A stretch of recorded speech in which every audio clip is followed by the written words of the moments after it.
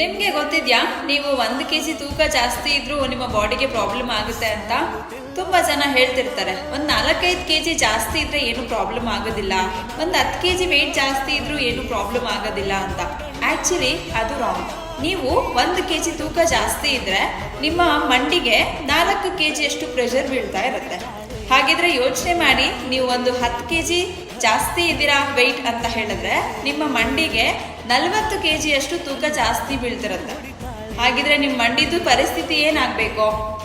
ಇದು ಒಂದು ಎಕ್ಸಾಂಪಲ್ ಇಂದ ತಿಳ್ಕೊಳ್ಳೋಣ. ಫಾರ್ ಎಕ್ಸಾಂಪಲ್, ನಿಮ್ಮ ಮಂಡಿ ಏನಿದೆ ಪುಟಾಣಿ ಟೊಮೊಟೊ ಅಂತ ಅನ್ಕೊಳ್ಳಿ.